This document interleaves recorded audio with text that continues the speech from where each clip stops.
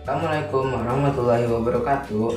Hai teman-teman, perkenalkan nama saya Muhammad Ihsan Paris, kelas 7 Al-Kafi, SMP Fudail Al-Muhajirin.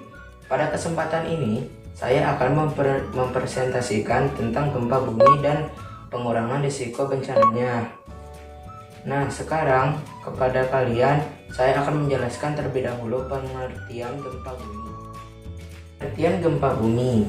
Gempa bumi adalah getaran atau guncangan yang terjadi di permukaan bumi akibat pelepasan energi dari bawah permukaan secara tiba-tiba yang menciptakan gelombang seismik. Gempa bumi biasa disebabkan oleh pergerakan kerak bumi atau lempengan bumi. Selain itu, gempa bumi juga bisa disebabkan oleh letusan gunung api. Contohnya seperti ini.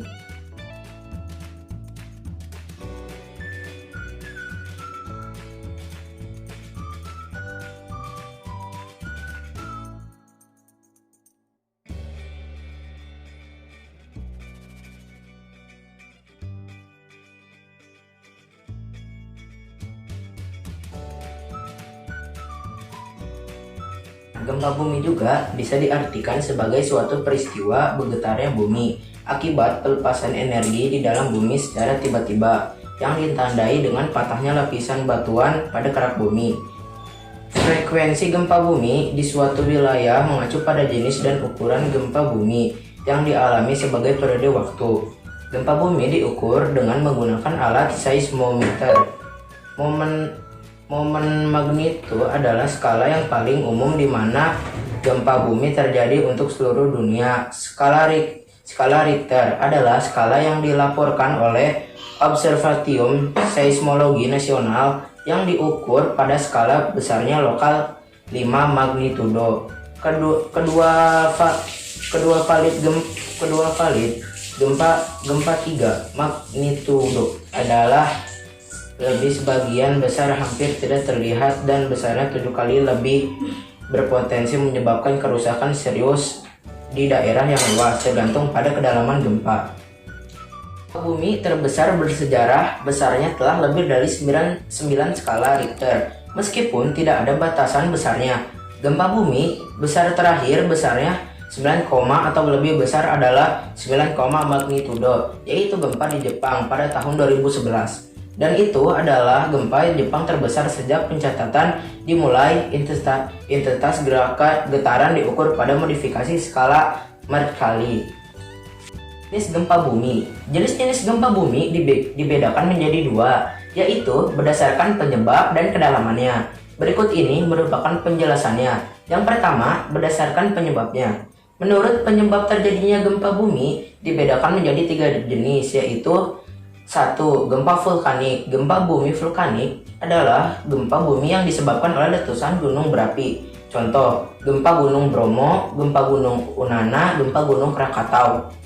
2. Gempa tektonik. Gempa tektonik adalah gempa bumi yang terjadi karena pergeseran lapisan kulit bumi akibat lepasnya energi di zona penujaman.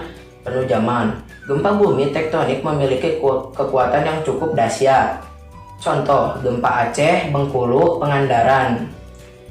3. Gempa runtuhan atau terban. Gempa runtuhan atau terban adalah gempa bumi yang disebabkan oleh tanah longsor, gua-gua yang runtuh, dan sejenisnya. Tipe gempa seperti ini hanya berdampak kecil dan wilayahnya sempit. B. Berdasarkan kedalamannya. Berdasarkan kedalamannya, jenis-jenis gempa bumi juga dibedakan menjadi 3. Pertama, gempa bumi dalam. Gempa bumi dalam adalah gempa bumi yang hipostenusnya pusat gempa berada lebih dari 300 km di bawah permukaan bumi, di dalam kerak bumi. Gempa bumi dalam pada umumnya tidak terlalu berbahaya. 2. Gempa bumi menengah. Gempa bumi menengah adalah gempa bumi yang hipostenusnya berada antara 60 km sampai 300 km di bawah permukaan bumi. Gempa bumi menengah pada umumnya menimbulkan kerusakan ringan dan getaran yang lebih terasa. 3. Gempa bumi dangkal. Gempa bumi dangkal adalah gempa bumi yang hipostenusnya berada kurang dari 60 km dari permukaan bumi. Gempa bumi ini biasanya menimbulkan kerusakan yang besar. Parameter gempa bumi. Waktu terjadinya gempa bumi atau origin time. Lokasi pusat gempa bumi atau epicenter. Kedalaman pusat gempa bumi atau depth. Kekuatan gempa bumi atau magnitudo. Karakteristik gempa bumi berlangsung dalam waktu yang sangat singkat. Lokasi kejadian tertentu akibatnya dapat menimbulkan bencana berpotensi terulang lagi. Belum dapat diprediksi, tidak dapat dicegah, tetapi akibatnya yang ditimbulkan dapat dikurangi. Penyebab terjadinya gempa bumi. Kebanyakan gempa bumi disebabkan dari pelepasan energi yang dihasilkan oleh tekanan yang disebabkan oleh lempengan yang bergerak. Semakin lama tekanan itu kian membesar dan akhirnya mencapai pada keadaan di mana tekanan tersebut tidak dapat ditahan lagi oleh pinggiran lempengan. Pada saat itulah gempa bumi akan terjadi.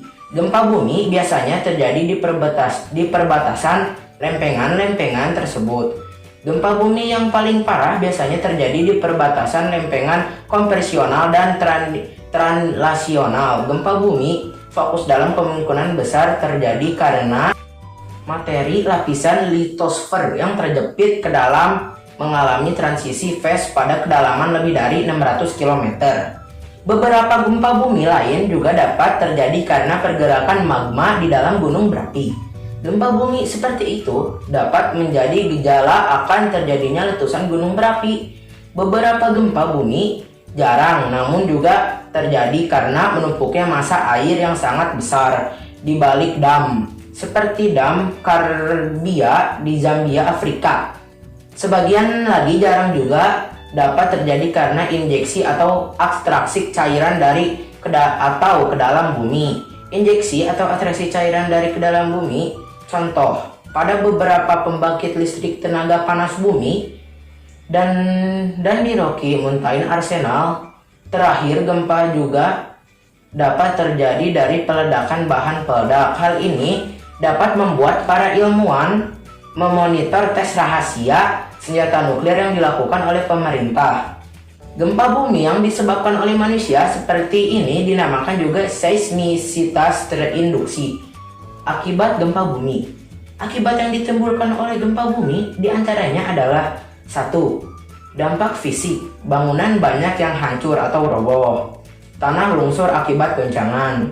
Jatuhnya korban jiwa. Permukaan tanah menjadi merekat, retak, dan jalan banjir karena rusaknya tanggul. Gempa dasar laut dapat menyebabkan tsunami. 2. Dampak sosial, menimbulkan kemiskinan, kelaparan, menimbulkan penyakit.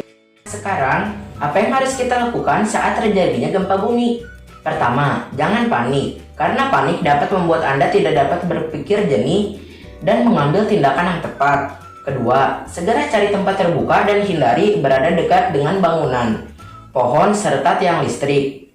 3. Ketika dalam kendaraan, tepikan kendaraan Anda di tempat yang aman dan segera keluar dari dalam kendaraan. 4. Jika Anda berada di pantai, segera menjauh dan carilah dataran yang lebih tinggi untuk menghindari kemungkinan adanya tsunami. 5. Jika Anda berada di wilayah pegunungan, hindari titik-titik yang berpotensi longsor. Setelah terjadinya gempa bumi, pertama, jangan menggunakan elevator, tapi gunakanlah tangga darurat. Kedua, jangan memasuki bangunan kembali, karena setelah gempa banyak bagian-bagian bangunan yang berpotensi runtuh. Ketiga, periksa informasi dari saluran yang berfungsi seperti radio, televisi, ponsel, sehingga Anda tidak mudah terpancing isu yang dikeluarkan oleh oknum-oknum yang ingin memanfaatkan situasi.